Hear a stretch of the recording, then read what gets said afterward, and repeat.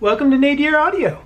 In today's video, we're going to upgrade the cartridge on my U-turn orbit turntable from an Ortofon 2M red to an Ortofon 2M blue. So let's get started. So overall, I've been happy with the Ortofon 2M red cartridge that I purchased new with my U-turn orbit turntable a few years ago. But I've always been curious about the other cartridges in the 2M line. And one of the nice things about the 2M red is that it actually shares the same cartridge as the 2M blue, meaning that you don't have to upgrade the entire cartridge. You can just buy a replacement 2M blue stylus, pop it on the existing cartridge for the 2M red, and it works just fine. The cartridge is exactly the same. Now, this is not true of all of the cartridges in the 2M line. If you want to upgrade to a 2M bronze or a 2M black, you do need to buy an entire new cartridge. But for this particular upgrade, it's pretty cost effective and it's an easy way to see a pretty significant difference. And so if it's just the stylus, then what is the difference? Well, the difference is that the 2M red has a bonded elliptical stylus, meaning that the diamond tip is glued onto a metal shank, which is then connected to the cantilever. Now in the 2M blue, the diamond is a single piece that's directly mounted to the cantilever. So this in effect reduces mass at the stylus tip, which improves the transient response and tracking precision. So it makes a big difference, but all you're changing is the stylus, which is pretty cool. So we're going to talk in detail about what that difference is, but first let's talk a little bit about my system that I was using for my listening tests. So all the listening tests I did for this video were using my solid state system. So we're running out of the orbit turntable into a Mani Phono Preamp. Now I recently made a video on this. I'll include a link in the description below if you want to check that out. And from the Mani we're running into my Saga preamp, and then my Vidar power amp, and then finally into our Triangle Bro 3 speakers. Now this is currently my favorite setup for listening to vinyl, so we used it for all the listening tests in this video. So what's the difference in sound when you upgrade to the 2M blue? Well, the first thing I'll say is that it's not a subtle change. As soon as you pop on the 2M blue stylus, you hear a really big difference, and it mostly comes down to increased resolution and clarity, which is something that the 2M line is known for. And so with really good recordings and with audiophile recordings, you also get a lot more of that air around instruments that I talk a lot about, and room reverb. And so what it's doing is it's resolving high frequency ambience better. So, you know, cues like room size and mic placement, instrument decay, the reverb of the room itself, all those things, if they're in the recording itself, you'll be able to pull them out with the 2M blue, whereas the 2M red really doesn't do that. So that's great, but do we lose anything? Well, yeah, I will say that the 2M red stylus has a warmer presentation and a slightly more rounded sound, and I think this is partially due to it's just not resolving as much information, which can be a good thing for challenge recordings. So if you're listening to a lot of vinyl, things with a lot of compression or distortion, not of the good kind, yeah, the 2M blue can emphasize some of that stuff and maybe could lead to listening fatigue, whereas the 2M red is much more forgiving. And then again, yeah, there's kind of a warmth and roundness to the 2M red that you lose when you go to the 2M blue. But that's not really a big deal for me, because it's not like we're veering all the way into sort of a sterile, analytical, cold presentation type of thing. It's just more neutral, and it's just more resolving. And so if you have recordings where that's not a good fit, it may not be a good thing. Now, I'd say for the majority of my recordings are very good recordings, audiophile recordings, and so I much prefer the sound of the 2M blue, and I'm willing to trade off a little bit of that warmth. And again, you can make up for some of that warmth too, depending on what the electronics you use, and we'll talk a little bit about that.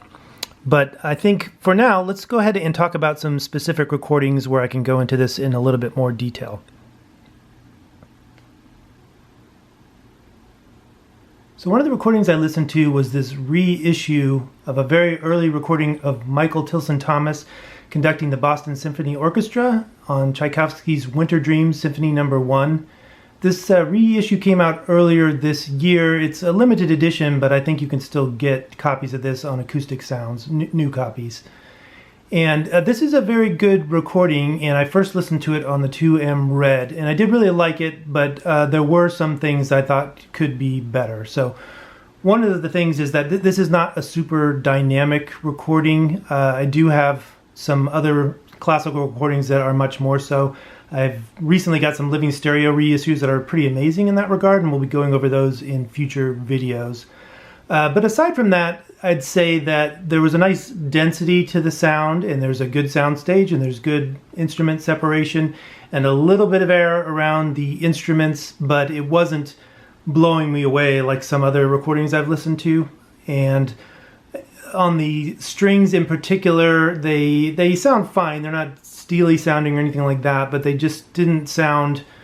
They sounded like they were kind of blurred together a little bit rather than having a distinct sound of multiple string instruments. And so I really enjoyed listening to this recording. One of the nice things I liked about it with the 2M Red, especially with the Mani preamp, is that it had a nice warm sound to it. But when I switched over to the 2M Blue, this recording really came alive. So there actually is a lot of ambient detail in this recording, and there is a lot of air around the instruments, and there is a distinct room sound that really comes to life. And also, you know, the soundstage was, and the imaging was good before, but it even sharpened up more than I was expecting with the 2M Blue. So really a pretty dramatic improvement. Now it's still not a super dynamic recording, but that didn't get any worse with the 2M Blue. It just stayed about the same, and it retained that nice density of sound that I think goes really well on this recording. So overall, yeah, this was a pretty dramatic difference, and I enjoyed listening to this with the 2M Red, but I really enjoyed listening to it with the 2M Blue, and I've actually been listening to this recording quite a bit. So I'd say for these types of recordings, yeah, the 2M Blue is a really good upgrade. So another recording where the 2M Blue made a really big difference was on this version of Miles Davis's Sketches of Spain. Now this is the Mo-Fi reissue of this recording. This is really an excellent recording. So it's got good imaging, a really wide and deep sound stage.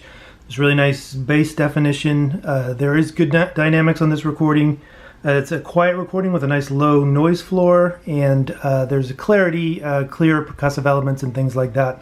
So I really did enjoy listening to this on the 2M Red, but when I recently listened to it on the 2M Blue, it was another big improvement.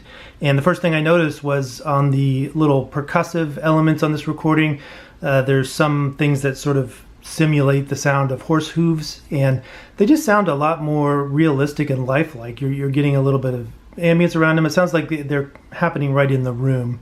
And you still get the really nice horn sound. Yeah, it sounds a little bit warmer with the 2M Red, but I'm not missing it at all. It's still a nice, warm, clear horn sound that sounds really nice.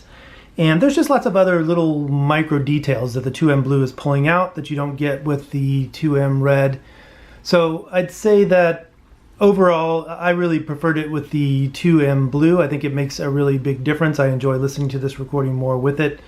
And yeah, it just comes down to a more lifelike presentation. It just feels more like that it's really in the room, which I really liked. So I did listen to a lot of challenged vinyl recordings as well. And yes, for a lot of them, especially ones with the overcompression and bad distortion, yeah, they sounded a little bit worse with the 2M Blue because it's just picking up more of those flaws. But I will say that sometimes I was surprised where I was expecting that it would sound worse with the 2M Blue, but a recording would actually sound quite a bit better. An example of that is this reissue of Susie and the Banshees Kaleidoscope. This is a recent reissue that was cut and mastered half speed at Abbey Road Studios, and it actually is a pretty good recording, but you know, it's a recording of its time. So when I was listening to the 2M Red, there were some issues. So one of which is the soundstage was a little bit congested. There wasn't as much separation between instruments and vocals as I'd like. Everything was a little bit pushed to the left. There wasn't a lot of air or room sound around, especially the drums, which made it sound a little less real and a little bit more like a studio recording. So none of those things were terrible. I enjoyed listening to it with the 2M Red. But then when I switched to the 2M Blue, rather than emphasizing other flaws I hadn't been hearing, it actually was pulling out some of the stuff I just couldn't get with the 2M red. So that's really noticeable with the drum. So actually there is, especially around the toms, I really love Budgie's drum playing on all of these early Susie records, especially this one. And yeah, you get more of the echo, the reverb on the snare drum and the toms. Yeah, the bass drum, you get more bass density, so that sounds better. There's better separation between the instruments. The guitar sounded a little bit brittle on the 2M red. It actually sounds better with the 2M blue, not worse. And yeah, overall, I'd say that sort of everything kind of getting mushed together a little bit on the left side was fixed, because actually it is a full soundstage. It's just there's more ambient drum stuff on the right side of the soundstage that just wasn't getting picked up by the 2M red. You do get it with the 2M blue, and that just adds a lot to the recording and also just balances it, makes it better soundstage. There's vocal overdubbing on this recording where you can hear the actual differences between the different vocal tracks instead of them all sort of blending together like they did with the 2M red. So yeah, I was very pleasantly surprised, and it was really enjoyable listening to this recordings. One of my favorite albums from the early 80s. So yeah, you can't always judge, sometimes, again, there were recordings where, yeah, it did sound worse with the 2M blue. So I think it really comes down to what your vinyl collection looks like, what types of things you're listening to, what types of recordings. But I'd say for a lot of people, including myself, the 2M blue is a major upgrade, and I'm very glad that I have upgraded it. And so that's what I'm going to be using as my primary vinyl solution for right now. So I think that's it for this video, guys, but I am going to be reviewing the Music Hall Analog A3 here soon, and we'll be using that with the Ortofon 2M Blue. So stay tuned for that. But until then, thank you so much for watching, and I'll see you all in the next video.